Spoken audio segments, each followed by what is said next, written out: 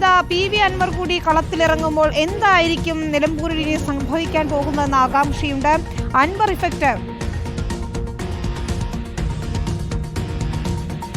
ആരെയാണ് ബാധിക്കാൻ പോകുന്നത് എന്നുകൂടി നമുക്ക് അറിയണം. രഞ്ജിത്ത്, എങ്ങനെയാണ് അൻവറിന്റെ മത്സരം അതെങ്ങനെയാണ് നിലമ്പൂരിനെ ബാധിക്കാൻ പോകുന്നത്?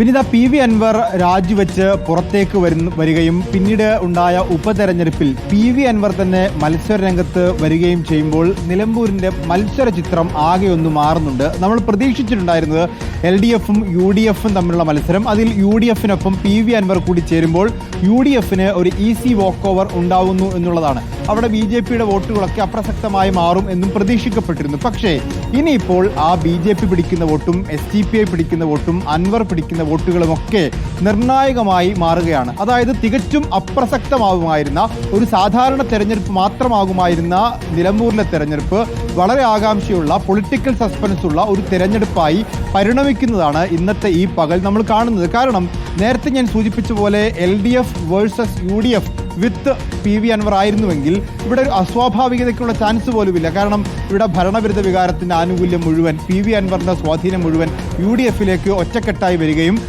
സ്വാഭാവികമായിട്ടും ഭരണവിരുദ്ധ വികാരം ചിതറിപ്പോകാതാവുമ്പോൾ അത് UDFിന് ഗുണം ചെയ്യുന്നൊരു സാഹചര്യം ഉണ്ടാവും.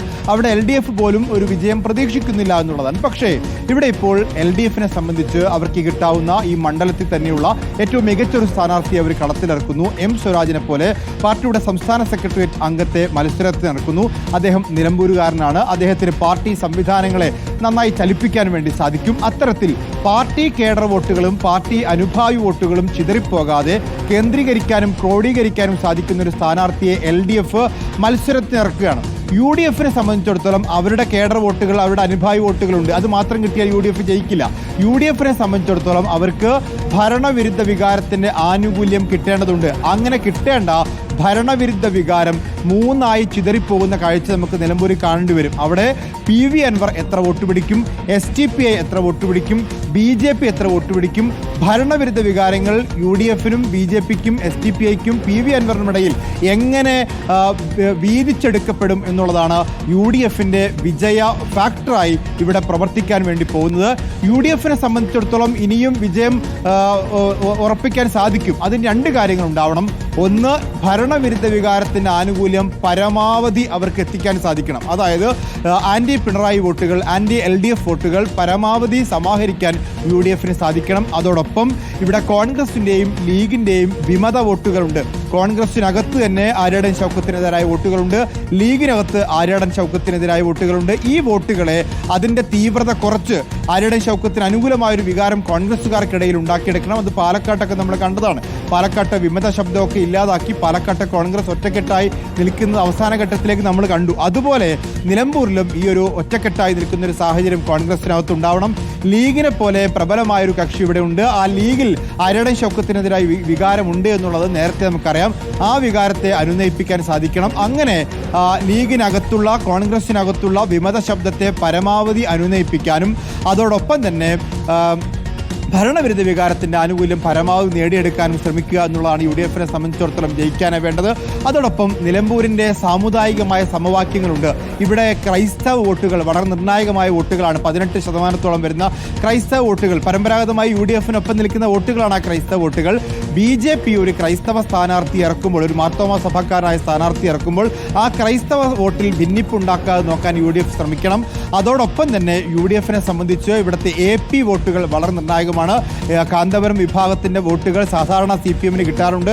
ഇത്തവണ സ്വരാജ് മത്സരിക്കുമ്പോൾ ആ വോട്ടുകൾ ആര്യാടൻ ഷൗക്കത്തിന് നേടിയെടുക്കാൻ സാധിച്ചാൽ UDFിന് ഈസി വോക്ക് ഓവർ സാധ്യമാണ്. അപ്പോൾ അങ്ങനെ UDFിന്റെ ഭാഗത്തുനിന്ന് വളരെ ജാഗ്രതയോടുകൂടിയുള്ള രാഷ്ട്രീയ വോട്ടുകളും ഭരണവിരുദ്ധ വോട്ടുകളും ഒക്കെ സമാഹരിക്കാൻ സാധിച്ചാൽ UDFിന് ഇനിയും വിജയപ്രതീക്ഷയുണ്ട്. അതോടൊപ്പം LDFിനെ സംബന്ധിച്ച് അവർക്ക് ജയിക്കാൻ വേണ്ട ഏറ്റവും പ്രധാനപ്പെട്ട ഘടകം എന്ന് പറയുന്നത് അവർ ഭരണ അനുകൂല വോട്ടുകൾ, സർക്കാർ അനുഭാവ വോട്ടുകൾ സമാഹരിക്കണം എന്നുള്ളതാണ്. ഇവിടെ കേന്ദ്രം പരമാവധി ഞെരുക്കുമ്പോഴും കേരളം വളരുകയാണ് എന്നും അതോടൊപ്പം തന്നെ കേന്ദ്ര സർക്കാരിൻ്റെ നയങ്ങൾക്കെതിരായിട്ടുള്ള പിണറായി സർക്കാരിൻ്റെ നിലപാടുകളും ഒക്കെ ഈ മലപ്പുറത്ത് വിറ്റുപോകുന്ന അല്ലെങ്കിൽ വോട്ടാക്കി മാറ്റാൻ പറ്റുന്ന നിലപാടുകളാണ്. ആ നിലപാടുകൾ വിറ്റുപോവുകയും സർക്കാരിൻ്റെ നേട്ടങ്ങൾ പ്രചരിപ്പിക്കുകയും ചെയ്താൽ LDF-നും ഒരു സർക്കാർ അനുഭാവ വോട്ടുകൾ ഉണ്ടാക്കിയെടുക്കാൻ സാധിക്കും. അതോടൊപ്പം തന്നെ ഈ ഹമാസ് വിരുദ്ധ പോസ്റ്റുകളൊക്കെ പലസ്തീൻ അനുകൂല പോസ്റ്റ്, ഹമാസ് വിരുദ്ധ പോസ്റ്റല്ല, പാലസ്തീൻ അനുകൂല പോസ്റ്റുകളൊക്കെ ഇപ്പോൾ പ്രചരിപ്പിക്കപ്പെടുന്നുണ്ട്. അപ്പോൾ ആ നിലപാടുകളൊക്കെ ഇവിടെ ഏറെ ചർച്ച ചെയ്യപ്പെടുന്ന നിലപാടുകളാണ്. ഒപ്പം ഇവിടെ SNDP-യുടെ വോട്ടുകൾ വളരെ നിർണായകമാണ്. അത് CPM-നൊപ്പം നിൽക്കുന്ന വോട്ടുകളാണ്. ആ SNDP വോട്ടുകൾ ഇത്തവണ ഇവിടെ BJP-ക്ക് അനുകൂലമായി മാറുമോ? കാരണം വെള്ളാപ്പള്ളി നടേശനൊക്കെ ഇവിടെ വന്ന് ഈഴവ സമുദായം അനുഭവിക്കുന്ന പ്രശ്നങ്ങളെക്കുറിച്ചൊക്കെ ചർച്ച ചെയ്തിട്ടുണ്ട്. അപ്പോൾ ആ SNDP വോട്ടുകൾ എന്തെങ്കിലും ഭിന്നിപ്പുണ്ടാക്കി അതിൻ്റെ ആനുകൂല്യം BJP കിട്ടുമോ എന്നുകൂടി CPM നോക്കണം. കാരണം CPM-ന് പരമ്പരാഗതമായി കിട്ടിക്കൊണ്ടിരിക്കുന്ന SNDP വോട്ടുകൾ അത് ഭിന്നിപ്പിക്കപ്പെട്ടാൽ പിന്നെ CPM-ന്റെ പരമ്പരാഗത വോട്ടിൽ ഭിന്നിപ്പുണ്ടാവും, പിന്നീടൊരു നേട്ടമുണ്ടാക്കുക സാധ്യമല്ല. അപ്പോൾ അത്തരം കാര്യങ്ങളിൽ ശ്രദ്ധിക്കേണ്ടതുണ്ട്. ഏതായാലും ആർക്ക് മേൽക്കൈ എന്ന് ഈ ഘട്ടത്തിൽ പറയാൻ സാധിക്കില്ലെങ്കിലും വളരെ അസാധാരണമായ പോരാട്ടം നടക്കുന്ന, വളരെ രാഷ്ട്രീയമായ പോരാട്ടം നടക്കുന്ന ഒരു മണ്ഡലമായി നിലമ്പൂർ മാറുന്നു.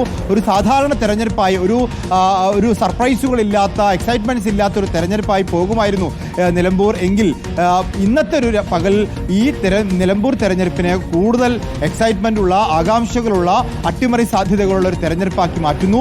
UDF-നെ സംബന്ധിച്ച് ഇവിടെ തുടർഭരണം ഉണ്ടാകില്ല, ആന്റി പിണറായിസം ഉണ്ട്, പിണറായി വിജയനെതിരായ വികാരമുണ്ട് ഇന്ന് തെളിയിക്കാൻ കിട്ടുന്ന അവസരമാണ്.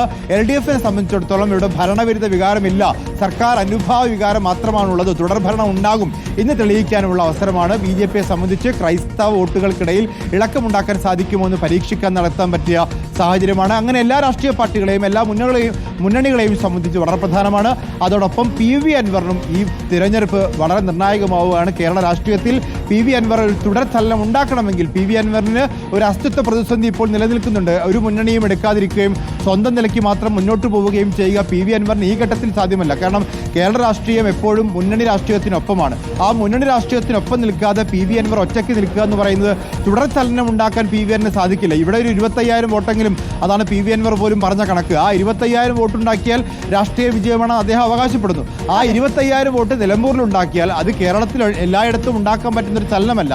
അപ്പോൾ മാത്രമല്ല തദ്ദേശ തെരഞ്ഞെടുപ്പിനെ പോലും സ്വാധീനിക്കാൻ കഴിയുന്നതാണ് നിലമ്പൂർ ഉപതെരഞ്ഞെടുപ്പ് എന്ന കാര്യത്തിൽ നമുക്ക് തർക്കമില്ല.